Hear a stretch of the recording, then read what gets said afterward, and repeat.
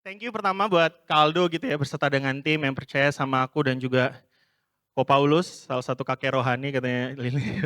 Tadi buat bisa sharing tentang culture fathership and sonship. Terima kasih kami bisa punya kesempatan buat sharing Tuhan di sini ya. Karena basically hidup kami itu basically cuma punya Tuhan, jadi kami sekarang mau sharing Tuhan buat kehidupan setiap daripada kita sekarang. So, hari ini kita mau sharing satu judul.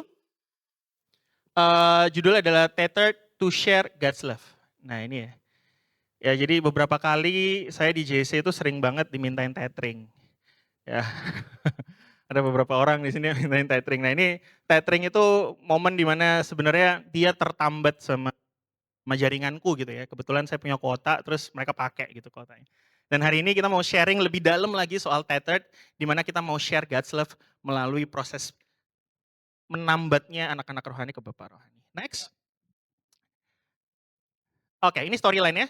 Biar kita punya pandangan yang lengkap gitu ya. Runtut mau ngapain aja, mau cerita soal apa aja. Hari ini pertama kita mau ngomong soal why. Nanti cerita dari aku sama Ko Paulus tentang kenapa kita mau masuk ke proses ini. Proses pembapaan. Kemudian yang kedua nanti bakal ada understanding. Ko Paulus bakal cerita banyak banget soal dasar Alkitab kita. Kemudian ada deep dive, kita mau tahu cara kerjanya kita berdua kayak gimana. Dan yang terakhir adalah kita mau ngomong soal sisi lah, gimana ceritanya keluarga ini ada gitu ya. Gimana caranya dia bisa jadi kakek rohani, nanti dia bakal cerita di akhir. Oke, next langsung aja kita masuk ke why. Next lagi, our why. Mulai dari aku dulu. Kenapa aku pengen dibapai? Simple teman-teman, kita cuma punya waktu 3-4 menit di fase ini. Aku cuma mau share sesuatu hal. Kenapa aku pengen dibapai dulu awalnya sama Kak Desi, sekarang sama Ko Paulus, sama C. Maria. Kenapa? Karena aku mengalami proses pembapaan yang indah banget di rumahku. Aku percaya nggak semua orang mungkin punya pengalaman seperti aku, Kak Cecil sama Selo di sini ya. Tapi kenapa aku pengen dibapai, aku merasa pembapaan yang indah banget di rumah. Aku ngerasain kasih papa, kasih almarhum mama itu penuh, meluber malah. Jadi aku ngerasa aku pengen ngerasain proses pembapaan yang ada di gereja seperti apa. That's why karena aku punya pengalaman yang indah soal gambar diri Bapa, gambar diri Mama gitu ya. Gambar diri keluargaku, Kak Cecil, Selo, Kak Nova, seluruh siblingsku. Itu ngerasain aku pengen punya komunitas, punya keluarga di luar. Dan aku pengen tahu gimana sih rasanya. Gitu. Itu yang membuat aku tuh pengen masuk dalam proses ini. Dan setiap hari, setiap Selasa dulu di Medan, Mama itu selalu ngajak aku buat ngelihat dia juga Jamsel. Jamsel tuh kayak Komsel di sini ya. Care. Ya. Di seluruh di Medan tuh namanya Jamsel dan aku selalu ngelihat gitu proses mereka. Aku tidur di gereja cuman buat nungguin mereka latihan Natal sampai malam itu aku ada di situ. Aku ada di fase itu. Dan internalisasi yang indah banget ngebuat aku tahu gambaran pembapaan itu seperti apa dan aku pengen jadi dimuridkan, dibapai sama Ko Paulus sama C. Maria hingga sekarang. Itu kalau dari aku, gak semua kita sama. Ko Paulus pasti berbeda. Monggo Ko Paulus. Oke. Kalau dari aku, alasan kenapa kok sampai hari ini, masih berdiri di sini untuk dimuridkan dan untuk membapai. Singkat cerita, aku pertama kali masuk gereja ini kelas 2 SMP. Jadi pada waktu itu, tergabung pertama kali di Komsel BCF pada waktu itu. Namanya masih Komsel, belum Care gitu kan. And then baru setelah itu aku baru tergabung di ibadah remaja. Ibadahnya di ruang utama ini juga, tapi bangunannya belum semegah ini. Belum seheboh ini, belum sebagus ini. Gitu kan. And then selama dari 2 SMP sampai berjalannya waktu, silih berganti pada waktu itu yang jadi ketua care itu sebenarnya bukan orang-orang yang kayak yang seumuran dengan kita atau kakak-kakak peminat. Tapi lebih tepatnya adalah kakak-kakak pengerja. Hari ini mungkin ya siapa Gali, Flo dan lain sebagainya itu kan yang disebut sebagai kakak pengerja. Hari itu yang membapai kita, yang mengajar kita di care, di Komsel itu adalah kakak-kakak rohani itu tadi, ya kan? And then silih berganti. Karena setiap tahun selalu akan berbeda, ya kan? Gak pernah sama orangnya, gak pernah karena kalau kalian lihat kan kakak-kakak yang pengerjaan setiap tahun pasti akan berganti-ganti orangnya, seperti itu. Dan mulailah satu kali menemukan tempat yang tepat untuk menundukkan diri. Perhatikan, tempat yang tepat untuk menundukkan diri. Diajar, dibentuk, kapan itu? Pada waktu aku kelas 1 SMA. And then aku memutuskan untuk dibaptis. banyak habiskan waktu buat ngobrol, buat ketemu ketua Komsel pada waktu itu, dan namanya udah disebutkan, namanya Kak Desi, ya kan. Kita mulai dengan proses pemuritan yang ala kadarnya. Banyak waktu, banyak ngobrol, pulang sekolah, jam istirahat dan lain sebagainya, kita selalu punya waktu untuk ngobrol gitu kan, datang ke gereja. Dan datang lagi satu orang lagi yang namanya Kak Fendi di tahun berikutnya. Kak Fendi yang datang kasih warna yang beda banget karena dia memperkenalkan dengan yang namanya fathering. Nah, itulah awal mula kenapa aku bisa terlibat dalam proses fathering. Diperlengkapi, dimuridkan, dan satu kata kunci yang sama-sama mereka punyai, bagi hidup. Itu yang membuat aku pada waktu itu banyak mendengarkan mereka, banyak mendengarkan ceritanya mereka, dan mereka menghidupi aku lewat cerita hidupnya mereka. Dan gak bisa dipungkiri, pada hari itu, pada waktu-waktu itu, kita tuh kayak semua anak-anak remaja itu pada berbondong-bondong untuk mengejar 1-2 kakak pengerja yang itu mereka bisa membapai kita, mementoring kita, memuridkan kita. Dan hari itu tampak keren. Hari itu kita punya kakak pembina, itu keren banget. Saya nggak tahu, hari ini kalian tampak keren nggak punya ketua akhir kalian? Kalian tampak keren nggak tergabung dalam sebuah komunitas? Simpan pertanyaannya jauh nanti di akhir, gitu kan? Jadi dari hidup yang nggak punya visi, hidup nggak punya mimpi, tiba-tiba ditemukan dengan satu keberanian, dengan satu orang yang berani untuk ngajak bermimpi, ngajak punya tujuan, dan ngajak untuk punya pengharapan. Dan sampai akhirnya kelas 2 SMA, aku mulai pimpin Komsel, dan di kelas 3-nya, Kak Desi dan Kak Fendi harus balik ke daerahnya masing-masing untuk memulai pelayanan mereka yang baru. Di sanalah aku mulai untuk pegang care pada waktu itu namanya Komsel BCF. Seperti itu. Jadi alasanku hari ini masih terlambat adalah karena satu, rasa syukur bagian dari gaya hidup yang sudah dibangun, dipersiapkan sebelum Kak Desi dan Kak Fendi pulang ke kotanya masing-masing. So, rasa syukur, act of gratitude, dan sekaligus apresiasi buat para leader yang sudah membapai aku, yang sudah mentoring hidupku. Jadi aku mau kasih bentuk terima kasihku adalah dengan terus membapai generasi. Oke, next. Itu story cerita kita, ya kan? Nah, berikutnya kita akan masuk pada posisi di mana kita understanding. Kenapa kok kita perlu understanding? 2 minggu ini teman-teman, kita udah banyak belajar dari Kak Aldo, dari Pastor Aldo, dari C. Marci gitu kan. Pastor Aldo kasih tagline yang bagus nih, teach you a lesson. Aku udah nonton habis Kak ceritanya. Aku udah nonton habis itu, ya kan? And then Marci bawakan dengan bahwa sonship yang menjelaskan bahwa kita hidup dari penerimaan, bukan untuk mengejar penerimaan.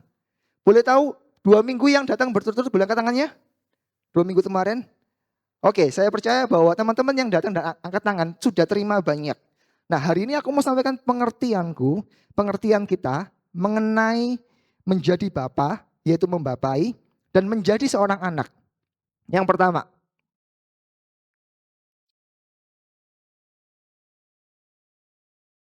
oke. Next slide-nya boleh ganti dulu? Oke, sip. Membapai atau proses pembapaan itu butuh satu sikap, yaitu kerelaan. Why? Kenapa kok tiba-tiba ujung-ujungnya muncul kata-kata rela gitu kan? Nah, kalau kita baca breakdown dari Kamus Besar Bahasa Indonesia KBBI, kondisi rela itu mencakup 3 kondisi. Pertama, ikhlas. 2, kesediaan. Ketiga, itu izin persetujuan yang ditulis di sana adalah otoritas. Ikhlas menerima sesuatu atau melepaskan sesuatu dengan lapang dada. Dan kesediaan melakukan sesuatu atas kehendak atau kemauan sendiri, inisiatif.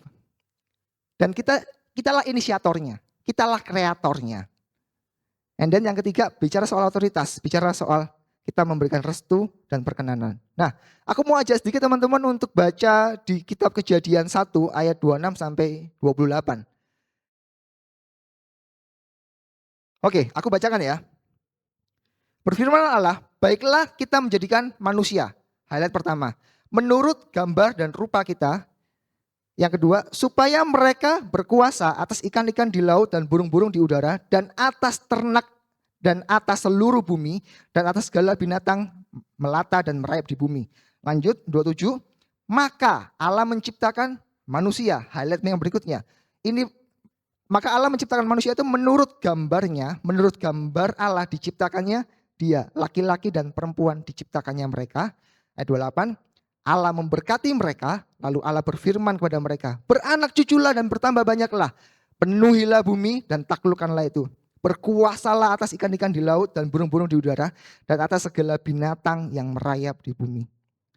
Apa kaitannya kok dengan proses pembapaan? Kenapa kau harus balik ke kitab Kejadian dulu?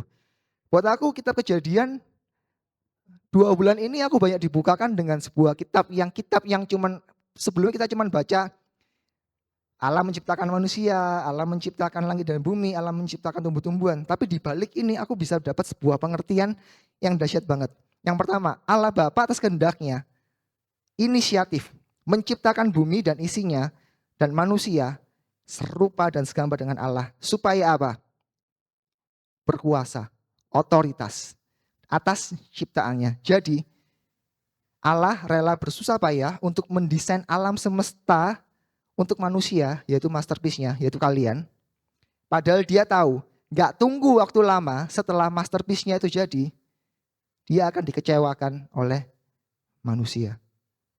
Nah, disinilah kita melihat keseluruhan dari prosesnya Bapa, bagaimana dia rela, bagaimana kita belajar bahwa Bapa sudah rela untuk kita.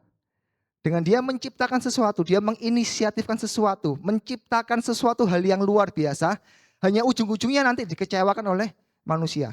Buat buat Allah yang tahu awal dan akhirnya, akan sangat sulit untuk menunjukkan sikap kerelaan. Kalau kita posisikan, kita biasanya rela memberi kepada orang, rela mengasihi orang, rela untuk berbuat sesuatu hal yang besar buat orang. Karena kita tahu, oh ini anak nanti bisa jadi sesuatu nih. Wah ini temanku ini bisa jadi best friendku nih. Tapi kalian nggak pernah tahu apakah endingnya nanti temanmu ini akan mengecewakan kamu. Tapi kalau kalian tahu bahwa ending ceritanya adalah kalian dikecewakan, kalian dihianati, bahkan kalian ditinggalkan, rela nggak kalian tetap melakukan hal itu? Hal yang pertama yang Allah kerjakan. Sama halnya dengan kedua orang tua kalian. Itu kan? Ketika papa mama kalian tuh mewarisi kerelaan dari Allah Bapa. Kenapa? Karena pada saat mereka memutuskan untuk menikah, di saat itu juga mereka harus bayar harga dari kerelaan mereka. Ada pengorbanan, biaya yang harus dipersiapkan buat kelahiran kalian, tenaga, pikiran, waktu, mimpi mereka, dan mereka rela akan konsekuensinya. Hari ini kalian lihat kehidupan kalian sendiri. Kalian tetap pakai baju, nggak ada pakai yang baju bolong-bolong kan, kecuali modelnya bolong-bolong, ya kan? Nggak ada pakaian hari ini yang berangkat dengan kusut. Karena aku tahu orang tua kalian pasti akan sudah laundrykan pakaian kalian, sudah setrikakan pakaian kalian. Dia rela untuk di depan duluan melakukan sebelum kalian hadir. Dia udah eksekusi jangka panjang. Aku rela untuk membiayai hidupnya, aku rela untuk membiayai sekolahnya, aku rela untuk membiayai beli sepatu kalian yang mahal-mahal, rela untuk memberikan kalian handphone, iPhone mungkin. Dia udah rela, dia udah bayar di depan duluan. Oke, yang kedua, kita mau lihat. Kalau tadi Bapak, yang kedua kita belajar mengenai murid. Menjadi murid atau anak itu butuh satu sikap juga. Kalau tadi Bapak butuh kerelaan, murid butuh yang namanya kemauan, kesadaran. Kemauan atau kesadaran, atau dalam bahasa Inggris dikatakan bahwa desire adalah dorongan dari dalam seseorang disertai dengan kesungguhan, tekad, dan tindakan nyata untuk mencapai tujuan tertentu. Slide-nya boleh diganti teman-teman. Next slide. Oke. Nah di sini kita lihat ketika muncul kata anak, maka yang muncul kata bersamaan adalah free will. Kita coba baca di Yohanes 4 ayat 34.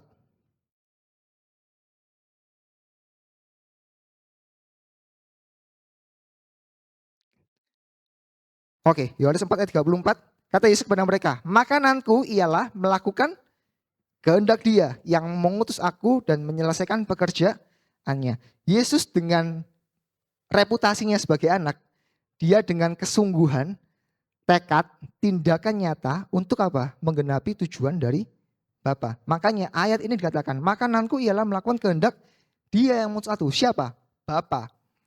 Dan menyelesaikan pekerjaannya. Pekerjaan siapa? Pekerjaan Bapa. Yohanes 4 ayat 34 katakan seperti itu. Nah, kalau kita balik slide yang sebelumnya teman-teman, nah, tantangannya adalah di sini. Godaan terutama dan terbesar yang dihadapi oleh seorang anak adalah free will, kehendak bebas. Yesus datang ke bumi untuk apa teman-teman?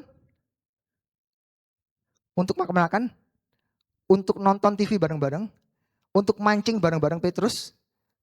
Enggak. Misi utamanya adalah memberikan kehidupan buat kalian. Memberikan kehidupan buat generasi dari generasi ke generasi. Karya keselamatan yang dia kerjakan. Nah, tantangannya adalah Yesus sebagai anak. Ingat, posisinya dia sebagai anak. Manusia. Tapi sekaligus Allah. Dia masih punya kehendak bebas. Arti dari kehendak bebas kalau boleh tak artikan adalah ini kehendakku. Bukan kehendak Kak Aldo, bukan kehendak papa mamaku, bukan kehendak Ko Paulus, tapi kehendakku. That's your free will. Pertama, dia nggak menolak misi 3,5 tahun. Kedua, oleh karena kehendak bebasnya, dia seharusnya bisa menolak untuk mati di kayu salib. Nah celakanya, kalau misalkan Lukas 22 ayat 42, aku nggak cantumkan. Boleh teman-teman mulmet bantu untuk cantumkan. Lukas 22 ayat 42.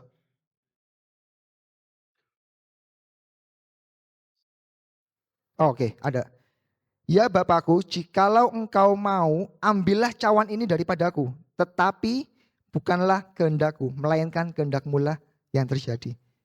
Yesus aja dalam rupa anak dan memiliki kuasa anak Allah, dia masih bisa loh menyampaikan keinginannya bahwa kalau bisa, ya kan, dengan kata lain, Yesus tuh bilang gini sama bapaknya, "Pak, ganti deh penderitaannya, atau bisa nggak kita rubah skenarionya? Cukup dipukuli aja, dicambuk aja, tapi nggak usah pakai yang itu, Pak, yang ada kail-kail itu, nggak usah, Pak. Kita rubah skenarionya." Kalau sampai itu Yesus pada waktu di Taman Getsemani deal-dealan sama Bapak dan Bapak bilang, "Oke, deal. Selesai hidup kita teman-teman. Hari ini kita nggak ada. Hari ini kita nggak akan menikmati keselamatan. Hari ini kita nggak akan menikmati kemurahan Tuhan. Selesai hidup kita. Nggak ada keselamatan buat kita. Karena dia tidak mau melakukan karena kehendak bebasnya dia. Tapi thankful God, dialah tetap tergantung di atas kayu salib dan mati buat kita semua. Amin. Berikan tepuk tangan yang paling dahsyat buat Tuhan kita dong. Hari ini pun kita sebagai anak biologis dari papa mama, kita berhak untuk tidak mengakui orang tua kalian. Itu keunggulan dari anak. Papa kalian gak bisa nolak kelahiran kalian karena dia yang merencanakan. Dia udah rela di depan. Tapi kalian yang dilahirkan dan yang dibesarkan, kalian melekat kehendak bebas. Free. Mau orang tua kalian ngomel-ngomel, kalian tinggal pergi, itu kehendak kalian, keputusan kalian. Gak ada yang complaining. Kecuali orang tua kalian yang akan maki-maki kalian mungkin, yang akan menangisi kalian mungkin. Tapi kalian punya kehendak itu teman-teman.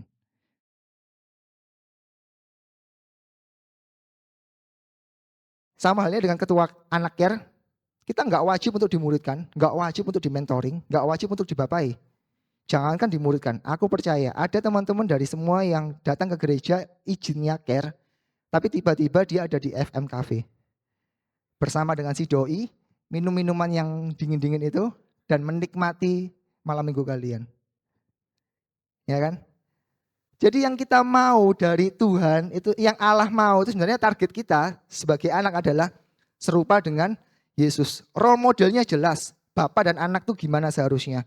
Ya kan? Bapak datang dengan penuh kerelaan dan anak mendekat dengan penuh kemauan, desire. Dengan kata lain, sejak semula Allah menghadapi yang namanya, Allah mau yang namanya terhubung, terkoneksi. Kan? Direkonsiliasi, dikembalikan hubungannya. serupa dan segambar dengan Allah. Karena setelah kejatuhan manusia dalam dosa, Bapa setelah tahu anaknya bersalah, anaknya berdosa. Seperti lagu katakan, lagu yang terakhir katakan bilang, eee, caramu mengangkatku, ya kan, caramu mengubah hatiku. Terus dikatakan, tak terbatas kuasamu, tak terduga caramu. Itu cara-caranya Tuhan buat kehidupan kita. Dia selalu ambil langkah inisiatif. Ingat, rela tadi mengandung kata inisiatif. Allah selalu inisiatif terlebih dahulu, rela mendekat, membangun hubungan, dan connected. Itu teman-teman. Sampai di sini teman-teman bisa ngikuti? Amin. Next terakhir dari aku sebelum kita masuk ke part yang berikutnya. Maleakhi 4 ayat 6 dikatakan seperti ini. Maleakhi 4 ayat 6. Maka ia akan membuat hati bapak-bapak berbalik kepada anak-anak dan hati anak-anak kepada bapak-bapaknya, supaya jangan aku datang untuk memukul bumi sehingga musnah. Maka ia di sini, itu kalau kalian baca di keseluruhan pasalnya, itu bicara soal hari Tuhan. Tuhan lagi ngomong sama Maleakhi, maka ia itu siapa? Yang diutus sama Tuhan itu yang namanya Elia.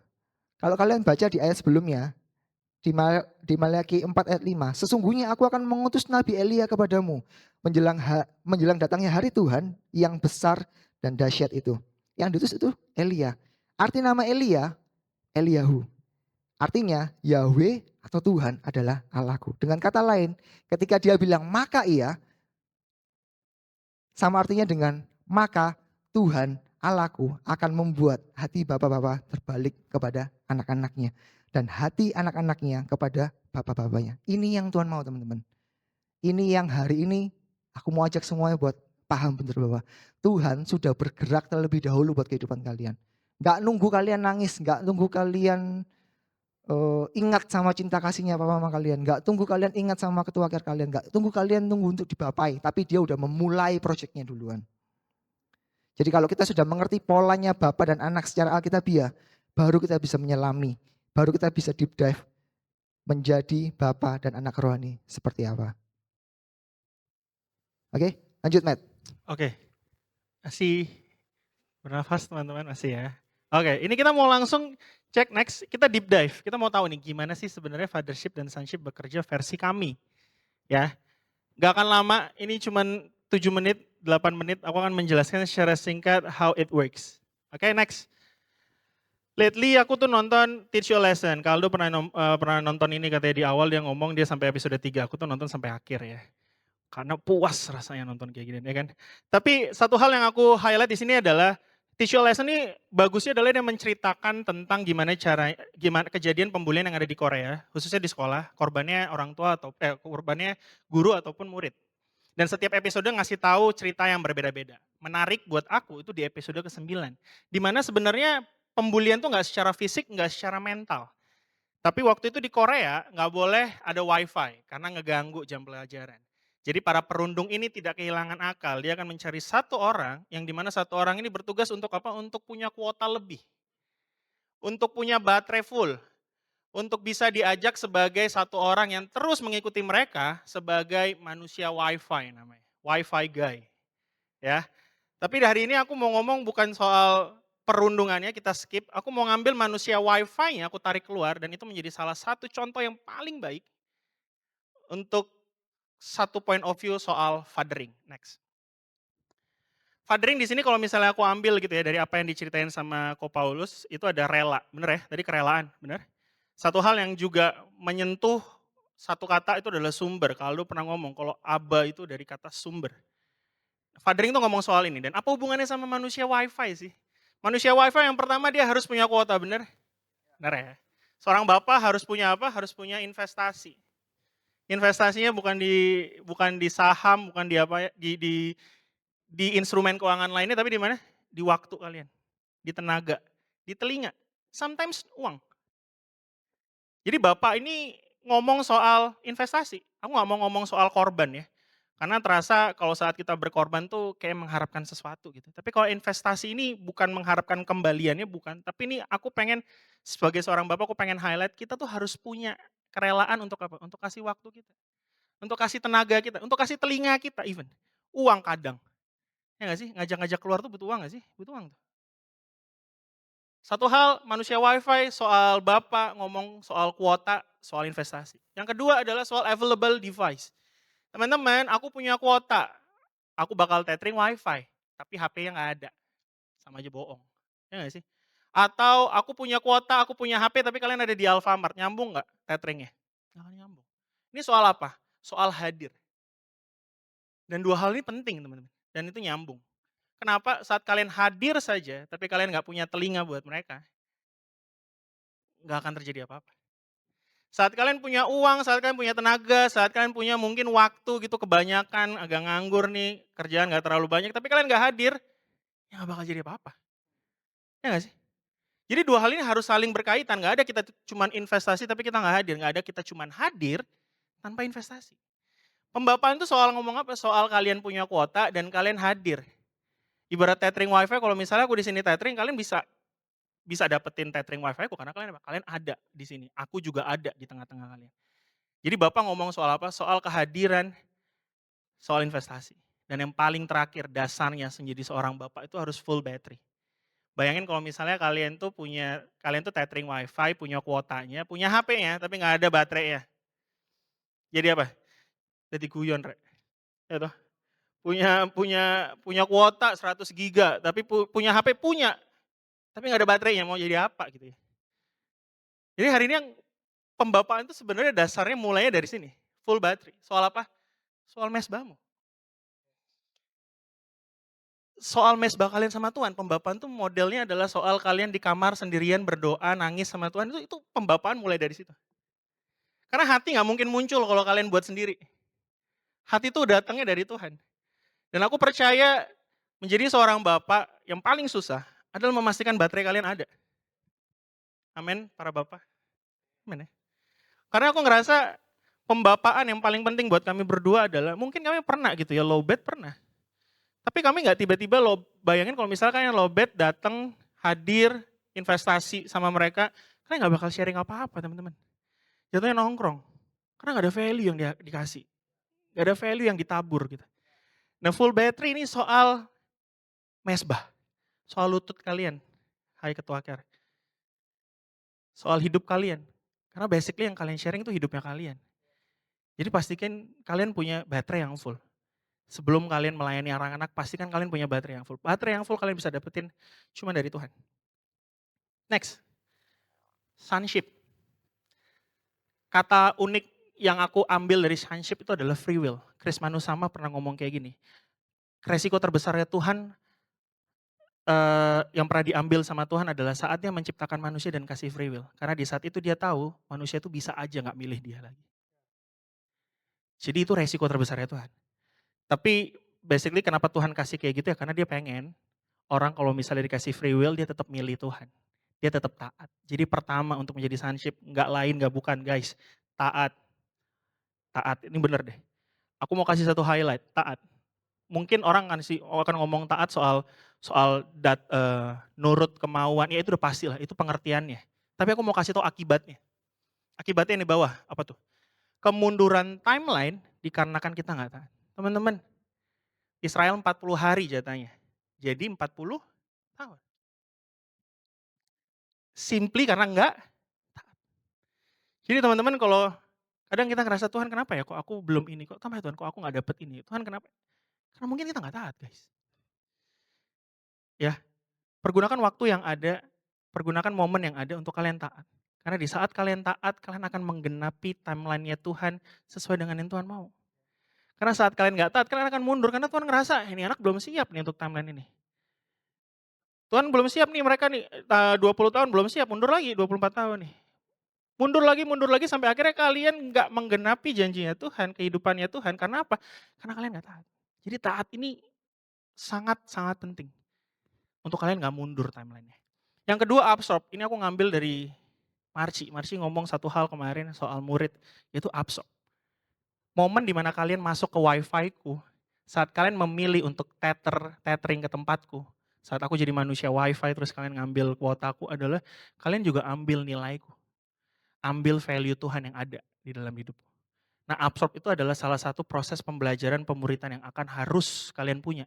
Karena selain taat, kalian absorb, kalian ambil, kalian serap banyak-banyak ilmu, value Tuhan yang ada di dalam kehidupan Bapak kalian.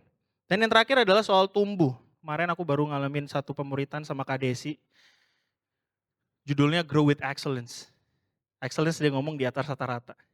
Kalau cuman seorang tumbuh, even tumbuh, tomatnya tumbuh guys. Ya, tapi di sini aku mau ngomong soal tumbuh di mana kalian benar-benar punya satu hal yaitu apa? Internalisasi nilai dan menjadi bapa bagi generasi. Teman-teman, proses sonship ini bukan selamanya kalian jadi murid ya. Aku pernah ngomong salah satu sama anak rohaniku, ini bukan ngomong kalian tuh udah kuliah, ada yang udah kuliah ya. Kalau misalkan udah kuliah, nggak selamanya kalian akan ada di sampingku gitu. Ada momen di mana kalian akan ada di sana buat membapai banyak orang. Jadi teman-teman, ini bukan ngomong soal kuliah ya, dewasa rohani itu nggak ngomong soal umur. Tapi aku pengen di sini sebagai anak saat kita taat, kita absorb, kita tumbuh. Dan balik lagi itu muter. Kalian akan jadi father. Tetap kalau kalian jadi father, kalian tetap taat. Karena kalian punya siapa? Aku pun udah punya ketua, aku punya care, aku tetap dibapai sama Ko Paulus. Saat aku baterainya lagi low, aku juga bakal ke dia. Ya, dan juga taat sama dia. Eee, sebelum nanti masuk ke Ko Paulus, aku mau share sedikit soal pengalamanku di care gitu. Aku pernah cerita ke beberapa orang gitu. Jadi gini, aku tuh pertama kali ditunjuk menjadi ketua care itu di umurku yang ke-14, harusnya dipersiapkan. Tapi aku tuh akhirnya, ngerantau 13 tahun, aku baru jadi ketua care di umurku yang ke-28, 14 tahun. Mungkin ada momen aku nggak taat, sampai akhirnya aku mengalami yang namanya kemunduran timeline. Bukti nyata nih, orang nggak taat. Akhirnya di Tuhan ngerasa umur 28 aku akan megang care gitu ya. Atas izin C. Christine, atas izin Kak Aldo, aku megang care. Eee, bayangan pertamaku saat aku jadi ketua care adalah, Tuhan, aku tuh punya pengalaman dibapai sama Ko Paulus di mana aku tuh sebenarnya anaknya yang nggak yang gimana-gimana, tinggal dikit poles dikit aja kayaknya udah jadi deh Tuhan. Karena jujur aku gambar kasih, gambar cinta dari keluarga yang aku ngomongin sebelumnya itu udah full. Jadi aku tuh pengen kira-kira Tuhan nanti anak-anakku yang dikit-dikit lah ya poles ya. Karena aku punya pengalaman itu. Wajar ya, karena aku punya pengalaman itu. Tapi surprisingly, aku cinta sama anak-anakku. Tapi satu hal, waktu Tuhan kasih, anak-anakku, kan aku nggak yang tiba-tiba promo gitu ya, tiba-tiba ada yang masuk, ada yang jadi ketua, ada yang jadi anak KR-ku dan dia mostly adalah 90% aku bisa bilang, struggle soal keluarga. Yang jujur aku nggak relate. Jujur aku nggak relate soal struggle dengan keluarga. Karena aku ngerasa keluargaku baik banget. Aku penuh di dalam keluarga. Tapi sampai pada satu momen di mana aku terus mempertanyakan, Tuhan, aku harus gimana ya? Aku harus apa yang aku sharing sama anak-anak ini? Ada satu momen di mana waktu itu aku biasa nganterin anak-anak pulang care ke rumah mereka masing-masing. Enggak semua, cuman beberapa. Tapi ada momen di mana waktu itu aku tinggal berdua sama dia. Terus dia ngomong, Kak, aku mau cerita. Boleh dong, cerita aja. Mmm, aku gak sebutin namanya, tapi dia cerita kayak gini, Kak, papa mama lagi berantem, oke. Terus mereka mau cerai. Teman-teman waktu itu, waktu aku di mobil, aku tuh cuman diam, aku gak berani natap dia, aku cuma natap depan. Terus ada 2 hal yang aku terima dari Tuhan. Yang pertama, aku tuh empati banget. Kenapa? Karena di momen umur dia yang belia banget, dia harus ngalamin ini 2 kali. Jadi ini bukan pertama kalinya. Dan yang terakhir waktu itu Tuhan ngomong sesuatu. Next. Eee, itu kenapa aku milih kamu jadi ketua Ken. Karena kamu punya gambaran yang indah soal keluarga, dan ini momen di mana kamu untuk jadi saluran kasihku buat mereka yang belum pernah ngerasain kasih. Jadi itu momen di mana aku tuh ngerasa aku tetap bertahan jadi ketua care karena ada momen itu. Momen di mana Tuhan ngomong deep banget, ngomong kalau misalnya aku udah kasih nih, cinta, gambaran keluarga, gambaran kasih yang indah banget. Sekarang momennya kamu, 90% of your care member itu semua harus ngerasain apa yang kamu udah rasain. Jadi kenapa aku bertahan sama ketua care, karena this is what I get teman-teman. Keluarga yang indah banget, almarhum mama yang yang penuh banget dengan kasih, siblings, care. Careku sampai sekarang masih ada, dulu namanya BCF, kan unik ya, nama care, nama perumahan kan lucu ya sebenarnya. Kira kita ganti jadi revival tuh mereka masih ada. Bapak dan Ibu Rohani, ada Ko Paulus sama C. Maria. This is what I get. Dan di care, this is what I share. Yang di sebelah kiri kalian. Ini momen dimana ternyata aku tahu kalau misalnya aku sebagai ketua care itu aku jadi octopus yang ngasih saluran berkat yang banyak banget buat orang-orang. Aku belajar mengasihi anak-anak JC. Aku belajar mengasihi anak-anak careku.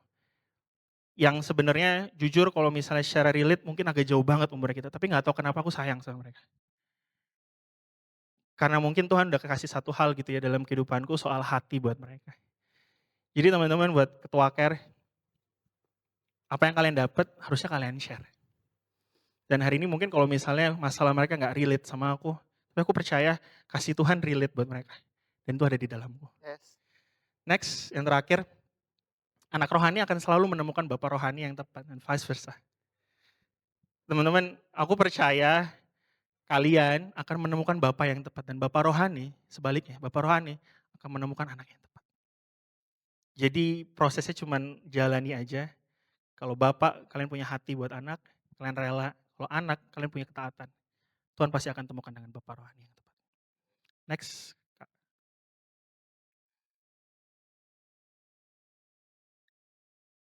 Oke. Are you still with me? Masih sanggup untuk dilanjutkan? Ya teman-teman, aku percaya bahwa siang hari ini bukan momen kebetulan setiap kalian yang hadir di sini, kalian yang menyempatkan diri hadir untuk melihat bagaimana proses pembapaan dan proses pemuridan yang dilakukan oleh saya dan mentor saya dan saya dengan Matthew, gitu kan. Nah, oke, next slide. Oke. Inilah silsilah bagaimana keluarga ini tumbuh, muncul, ya kan? Kalau kalian lihat di atas adalah yang namanya Kak Fendi dan Kak Desi. Itu mentor pertama dalam hidup saya. Dialah yang pertama kali dia pengerja di Elohim. Pada waktu itu berarti saya masih umur 16 tahun. 16 tahun dia hadir di hidup saya dan mereka berdua and then melahirkan Eva, Lia, dan saya. Lia itu adik saya. Jadi saya ada di care yang sama dengan adik saya. Mungkin hari ini teman-teman ada yang care-nya isinya adalah adiknya atau cecenya atau kakaknya atau kakak masnya, mbaknya gitu kan. No worry. Kita mau bersaing secara sehat gitu kan. And then Eva, Lia at the end tidak melanjutkan untuk mengelola care, untuk melakukan pemuridan pembapaan. Mereka udah menikah hari ini kan, kalian tahu. Lia adik saya udah punya anak gitu kan. And then hari ini tapi Eva, Lia, Paulus adalah yang membentuk care revival.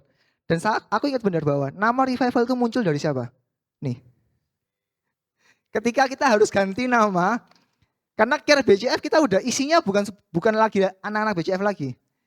Jadi sebelum mencapai care revival ini, di care BCF itu aku menggembalakan teman-teman yang seumuranku. Termasuk ada dia juga di dalamnya. And then yang ketika dia SMA dia harus caw ke Malang gitu kan, sekolah di Malang, kuliah di Jogja dan lain sebagainya itu. Jadi panjang banget teman-teman, panjang. Sampai akhirnya kita bentuk nama baru yang namanya revival. Dan kita udah gak lagi care dari rumah-rumah di BCF, kita pindah di lantai 3 akhirnya. Dan waktu itu kita muncul, ganti nama apa ya? Mosok pakai nama care BCF terus. Dia muncul, care revival kok. Oke, deal, tanda tangan. Oke. Nah, dan hari ini ketika care revival sudah berjalan, aku berhasil memuridkan Matthew, Bian, dan Erlin. Tapi sebelum Matthew, juga ada lagi yang banyak. Aku membapai cukup banyak dan silih berganti, enggak semuanya punya tingkat keberhasilan yang sama. Tapi belajar dari Bapak. Bapak apakah selalu mendapati anak-anaknya berhasil? Enggak. Tapi Bapa enggak pernah nyerah untuk melihat anak-anaknya berhasil. Oke? Nah itulah. Inilah silsilah asal-usul keluarga kita gitu kan. Yuk next slide teman-teman.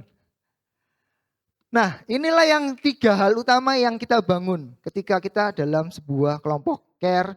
Dari care BCF, care revival, hari ini care relasi muncul, hari ini ada care home yang muncul. 3 hal ini yang take action kita. Ya. Yang pertama, care pemuritan itu wadah yang paling tepat untuk menghidupi yang namanya fathering dan sonship. Aku tidak menemukan model lain di mana kita bisa melakukan fathering dan sonship selain melewati care. Aku nggak tahu, mungkin teman-teman ada yang personal, nggak pernah join care, nggak pernah hadir dalam sebuah komunitas, tapi kalian punya satu kakak, satu pembina, satu orang yang kalian percaya untuk menghidupi, membangun manusia roh kalian. Nah Allah Bapa, di kisah yang pertama tadi aku bilang, sudah menduplikasi gambarnya dan rupanya, dan dia mau kita juga untuk menduplikasi DNA-nya. Nah masalahnya DNA-nya Tuhan itu bicara soal apa aja? Pertama, duplikasi roh yang pertama. Kemudian duplikasi jiwa, dan kemudian duplikasi tubuh. Sampai orang terdekat kita bisa bilang kayak seperti ini. Bahkan orang yang nggak dikenal sekalipun mungkin. Kok kamu beda ya? Kok aku melihat Kristus hidup dalam kamu? Itu kalau DNA-nya sama, sampai nggak bisa bedakan. Nah saya tahu ada yang kembar kan di sini kan? 2 cewek itu kan kembar ya kan, anak choir gitu kan. Tapi teman terdekatnya bisa bedakan nggak? Bisa. Tapi orang yang nggak kenal sama dia, kok sama ya? Kok nggak beda ya? Ya karena kembar gitu loh. Once kita kembar dengan Bapak kita, once kita kembar dengan pemimpin rohani kita, maka orang akan melihat spiritnya sama nih, impartasinya sama nih, pribadinya sama nih. Berapa banyak yang suka sama Naruto? Boleh angkat tangannya teman-teman yang suka sama Naruto? Nah, ingat nggak kejadian di mana Naruto pertama kali datang di medan pertempuran setelah dia ditahan oleh Paman B, ya kan? Supaya nggak datang di pertempuran, tiba-tiba dia muncul di pertempuran. Dan waktu itu gurunya Naruto, mentornya Naruto yang ngajarin jutsu-jutsu itu, tiba-tiba dia mengatakan seperti ini.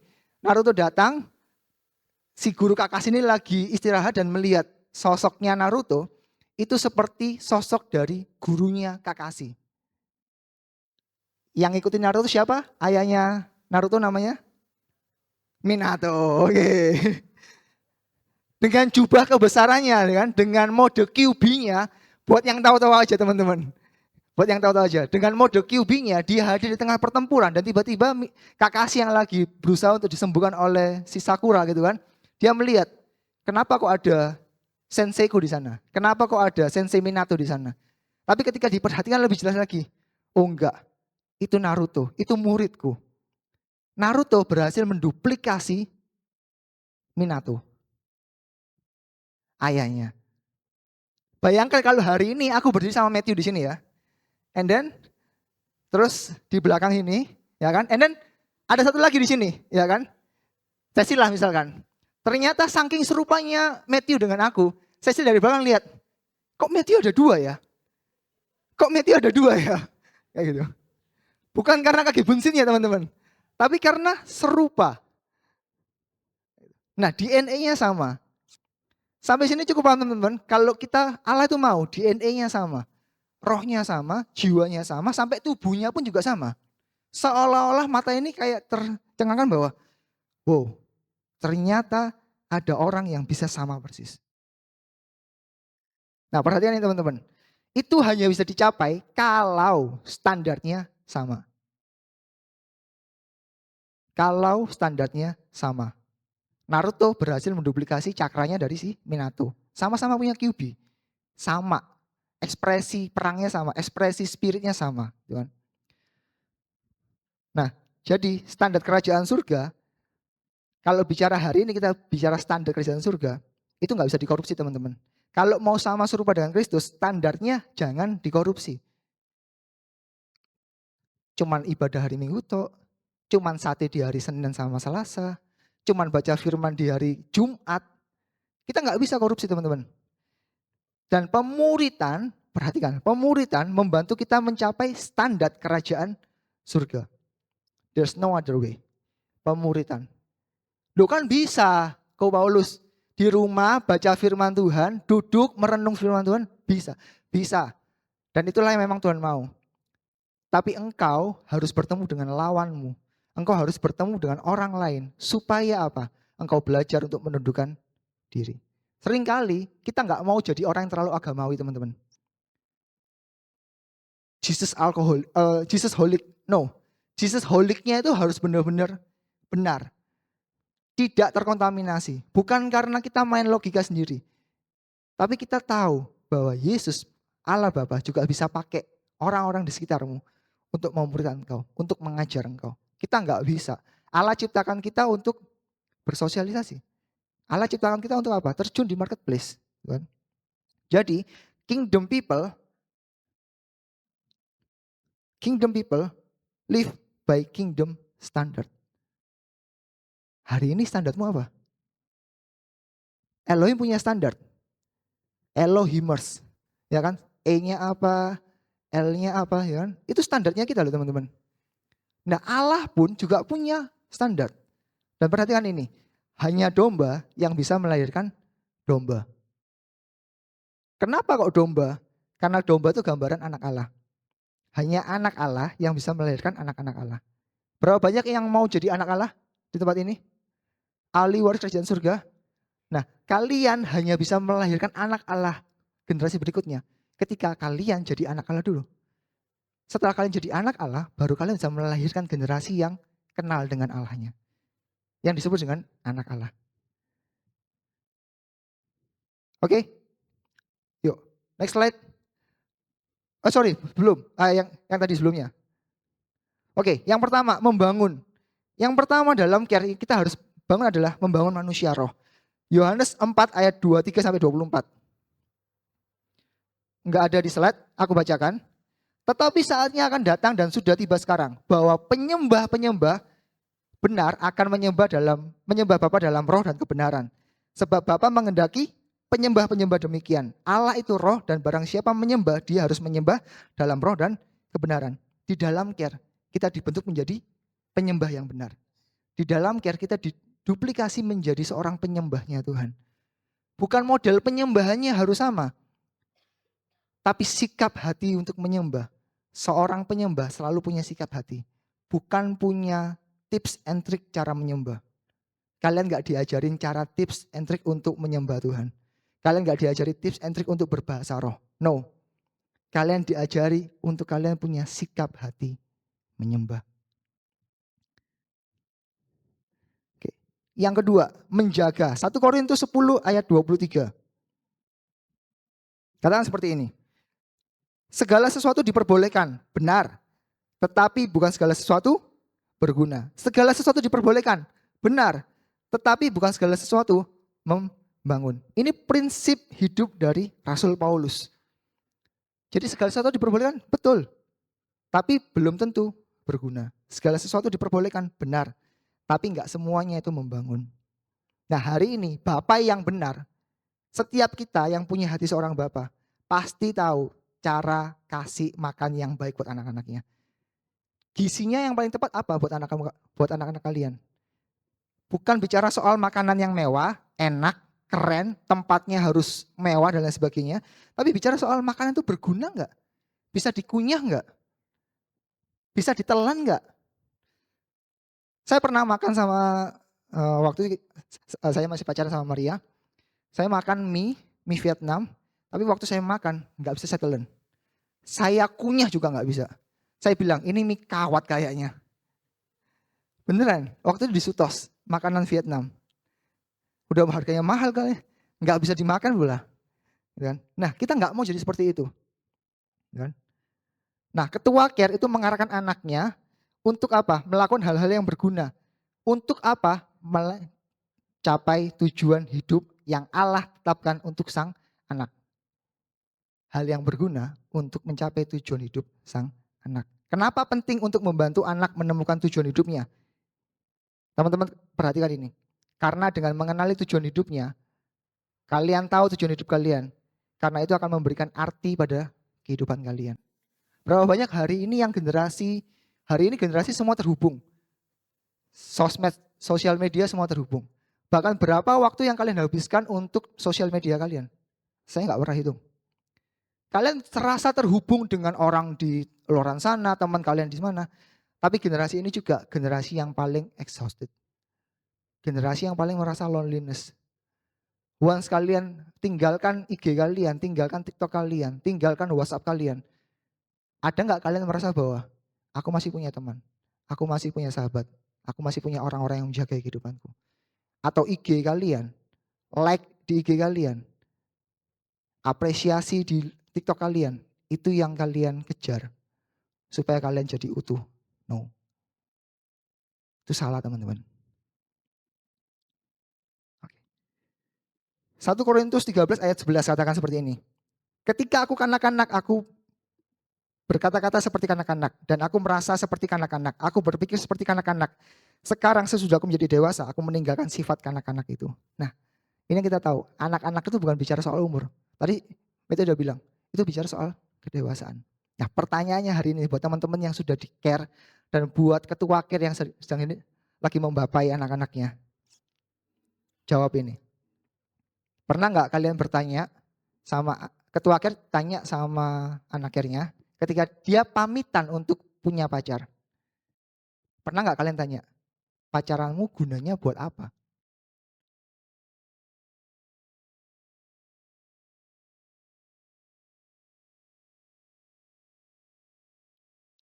Ketua care kalau cuma kasih approve aja, kamu nggak melakukan fungsi bapak teman-teman.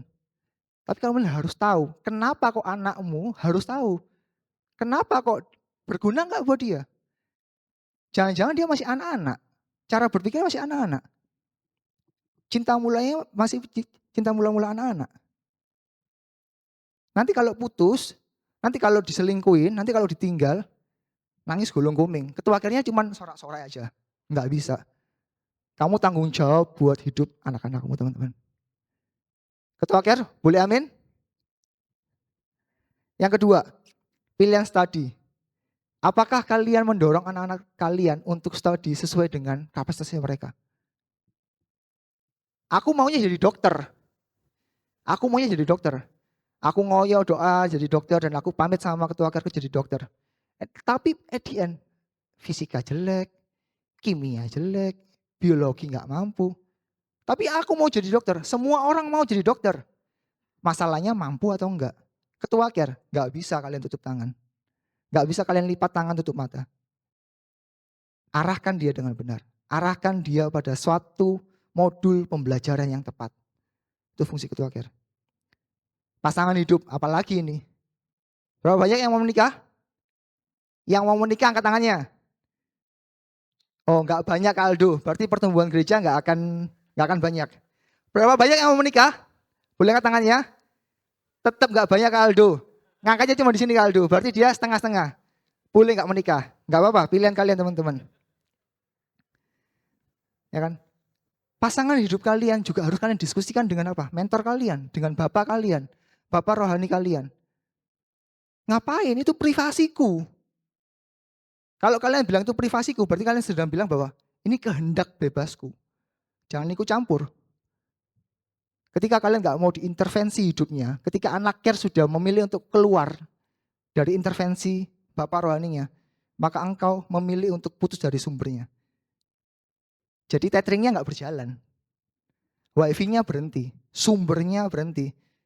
And then amburadul. Oke? Nah, langkah-langkah ini aku yang terakhir teman-teman, membersamai. Ada banyak kali ketika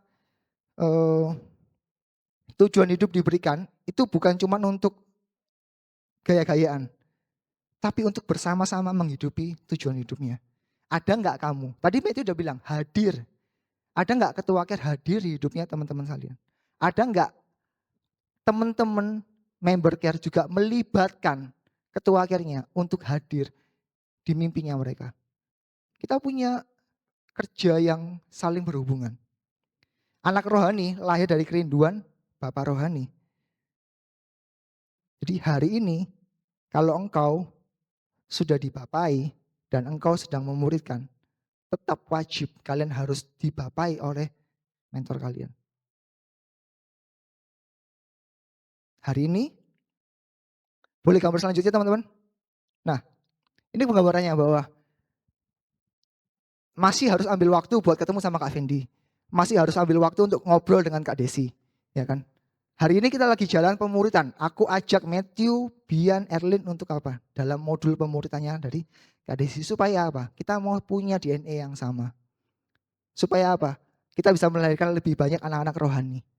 Supaya kita bisa apa? Lebih banyak melahirkan generasi-generasi yang siap, yang resilience. Untuk apa? Untuk menghidupi generasi selanjutnya. Oke. Aku yakin Kak Aldo pun hari ini, Marci pun hari ini. Marci tunduk dengan Kak Aldo, dibapai oleh Kak Aldo. Kak Aldo pun juga melakukan hal yang sama. Kalau aku nggak tetap terhubung dengan Bapak rohaniku, selesai juga. Kak Aldo bisa terhubung dengan Tena, Om Frank sebagai gembala, gitu kan.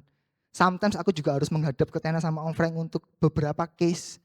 Aku masih mencari untuk siapa yang bisa kasih aku tambahan kuota. Dan Tena Om Frank pun masih dibapai oleh Pastor Kong. Pastor Kong juga dibapai oleh siapa? Yong Gicho almarhum. Mungkin hari ini pasangan dari Pastor Yong Gicho. Jadi ini bukan hal yang mengada-ada teman-teman. Aku berdiri di sini dalam Matthew bukan untuk mengada-ada. Tapi untuk memberikan informasi bahwa culture-nya sudah dibangun dari puluhan tahun lalu. Are you guys with me? Or are you gonna want leave it? Aku nggak ngerti, kalian mau terpanggil atau enggak? Seberapa jauh Bapak, seberapa jauh kamu membapai anak-anak yarmu hari ini? Adakah standar yang sama, value yang sama, prinsip hidup yang selalu sama dengan Kristus, berpadan dengan Kristus? Aku nggak ngerti. Jawab sendiri sama teman-teman ketua care. Dan aku mau panggil Maria istriku, Bian, Erlin. Aku mau kasih sebuah contoh. Gitu kan. Perhatikan ini. Musik boleh sambil naik teman-teman. Maaf aku ambil waktu agak panjang. Kaldo minta maaf, Marci jamnya udah molor gitu kan. Nilai berharga seorang anak care tidak akan lebih berharga. Tidak akan lebih besar nilainya, value-nya dari yang diterima oleh pemimpin care yang dibapai. Dari bapak rohaninya. Bapak rohaninya pun juga yang dibapai lagi. Dan bapak rohaninya juga tetap terhubung dengan Tuhan. Kita hari ini punya dua fungsi. Once aku menjadi ketua care, aku juga punya fungsi sebagai seorang anak. Aku nggak bisa memutuskan hubunganku dengan Kak Desi sama Kak Fendi. Ada kalanya aku juga harus ngobrol sama Kak Aldo. Ada kalanya aku harus juga ngobrol sama Tena sama Om Frank. Dan nilai berharganya tertransfer. Dan aku bilang, Matt, kamu berharga. Bi, kamu berharga. Kamu berharga, Elin. Ketika dia merasa berharga, baru dia bisa mengakui bahwa, aku ini berharga teman-teman. Dan ketika mereka tahu bahwa mereka berharga, mereka bisa share the love. Mereka bisa bagikan berharganya nilai kekristenan, berharganya nilai pengorbanan, berharganya nilai kerelaan, berharganya nilai dari pemuritan. Ini yang mau kita bangun teman-teman. Saya lagi aku bilang, ini bukan agenda Paulus semata, ini bukan agenda Kak Aldo semata, ini bukan agenda Om Frank Tena semata. Tapi ini agendanya Tuhan. Are you gonna with me? Are you gonna with us? Ketua care boleh angkat tangannya yang hadir. Saya undang buat maju teman-teman ketua care. Apresiasi dong buat teman-teman yang sudah rela-rela ya kan. Mereka udah rela, mereka udah kasih hati, mereka udah kasih waktu, energi, tenaga. Dan aku percaya setiap mereka pun mungkin punya value yang sama. Ketua care, Wow, great. Ini ketua care hari ini teman-teman. Aku berdoa one day kalian yang hari ini duduk di teman-teman, you gonna be like this. Untuk apa? Hanya untuk membapai generasi. Hanya untuk apa? Berdiri buat generasi.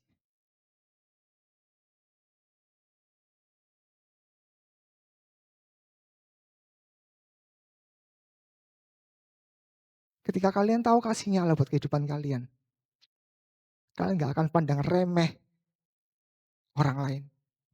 Kalian gak akan pandang remeh hidup kalian. Kehidupan kalian jadi punya arti. Once kalian hidup kalian punya arti. Isi untuk sangat mudah untuk melewati setiap tantangan hidup kalian. Pelecehan mungkin, dihianati mungkin, orang tua yang bercerai mungkin, kalian melihat kehidupan orang tua kalian gak benar mungkin.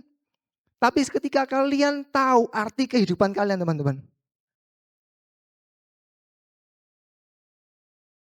aku percaya kalian bisa melewatinya dengan mudah. Dan kalian gak akan pahit hati. Kalian gak akan sakit hati. Kalian hanya akan bilang seperti Matthew tadi bilang bahwa aku udah terima duluan cintanya dari Tuhan. Thank you, thank you cinta aku full. Dan aku bisa bagikan itu buat teman-temanku. Bisa bagikan itu buat papa mamaku yang mencederai aku. Aku bisa bagikan buat adik-adikku. Membapai bukan cuma bicara soal teman-teman care, enggak. Mungkin orang tua kalian juga perlu dibapai oleh kalian. Bukan untuk menggurui mereka, tapi untuk menunjukkan bahwa ada kasih, ada penerimaan. Dan aku mengampuni papa mamaku. Aku mengampuni perbuatan kakakku, aku mengampuni perbuatan adikku. Itu sikap hati untuk membapai. Dan hari ini Allah sangat mencari hati-hati mau memulihkan Bapa, mau memulihkan setiap anak. Pertanyaannya, kalian mau apa enggak? Kalian siap bergandengan tangan enggak untuk mencapai tujuan itu? Kak Aldo, boleh maju Kak? Aku percaya bahwa Kak Aldo pun juga menaruh pribadi yang sama. Dia berharga. Dan karena dia menganggap bahwa pernah ada orang yang menerima kehidupannya. Pernah ada orang yang datang ke kehidupannya yang diceritakan sama Kak Aldo 2 minggu lalu. Ada orang yang menerima kehidupannya.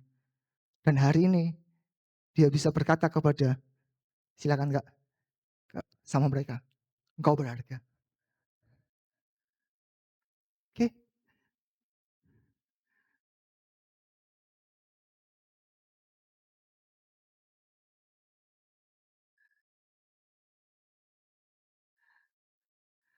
berapa banyak yang sudah bergabung di CARE? Teman-teman boleh angkat tangannya yang sudah bergabung. Nah saya lihat masih ada yang belum bergabung dalam sebuah CARE. Aku nggak ngerti kenapa kok kalian belum bergabung dalam sebuah CARE. Mungkin nggak keren, mungkin belum menemukan tempat. Tapi hari ini aku encourage teman-teman, find your place. Teman-teman yang hari ini ada di depan kalian, mungkin jadi salah satu tempat untuk kalian bisa menambahkan tethering kalian, minta kuota dari mereka, minta wifi dari mereka, dan terutama yang sudah tergabung dalam care-nya mereka. Manfaatkan mereka. Karena mereka tahu recharge-nya kemana. Recharge-nya ke Tuhan. Karena mereka tahu recharge-nya ke pribadi yang tepat. Oke?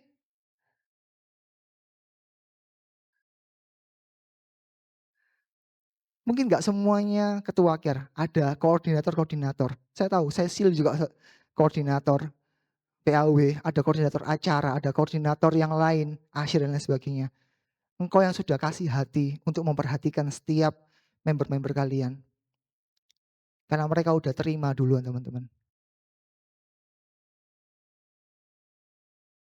Teman-teman yang di depan boleh kembali ke tempatnya masing-masing dan beli beri pelukan buat anggota care-nya yang hari ini hadir. Katakan, engkau berharga. Anggota care boleh berdiri? Anggota care-nya mereka boleh berdiri, boleh say thank you.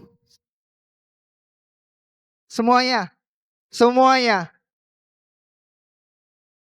semuanya, semuanya.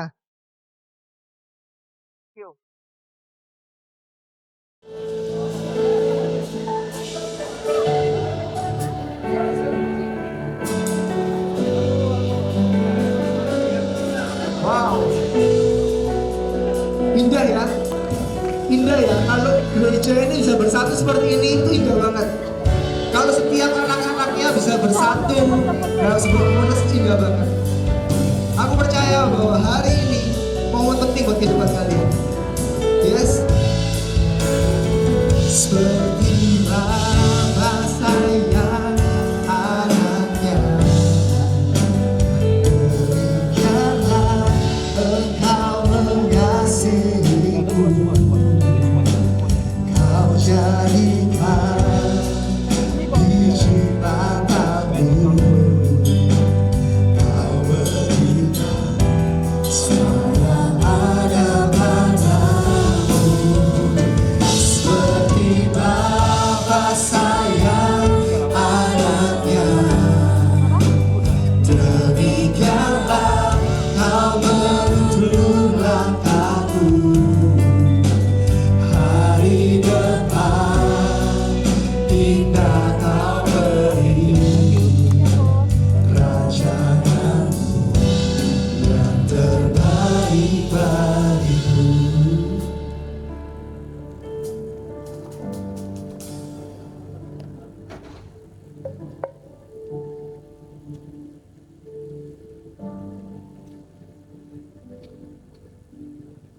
Kalian generasi yang dipersiapkan.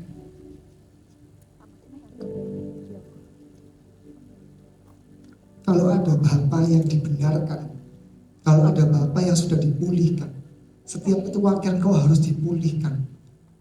Engkau harus terima pembaruan, engkau harus terima pengubahan cara berpikirmu.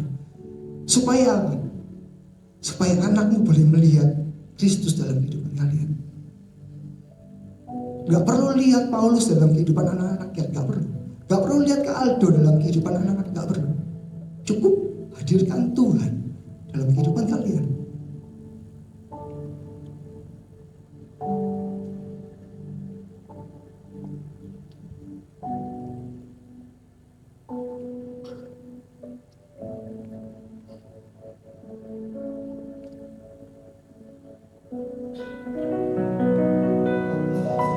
Aku percaya buat teman-teman hari ini yang sudah datang, engkau diberkati teman-teman. Ada perkataan Tuhan buat kehidupan kalian. Ada suatu pengubahan buat kehidupan kalian. Bukan karena aku, bukan karena Matthew. Karena Tuhan hari ini mau ngomong sama kalian. Ketua care yang mungkin sudah lelah, capek. Aku pernah ngalami teman-teman. Care cuma satu orang pun gak jadi datang. Tapi kita selalu kasih hati yang rela untuk datang. Gak peduli hujan. Dulu aku kuliah dari WM jam 3, aku harus bilang setiap hari Jumat jam 3 aku sudah keluar dari kampus. Karena apa? Karena jam 5 sore aku harus skate di PCF. Aku cuma punya waktu 2 jam. Aku lari kejar bus, kejar angkutan, supaya apa? Jam 5 tepat aku harus datang tepat kerja. Bukan buat gaya-gayaan, bukan buat cari muka, enggak. Tapi aku tahu ada orang-orang yang lagi tunggu, ada orang-orang yang lagi kasih hati. Di saat aku kasih kerelaan, dia orang-orang yang mau datang dengan desire, dengan kerinduan, dengan kemauan. Tapi harus Bapak dulu yang ambil action.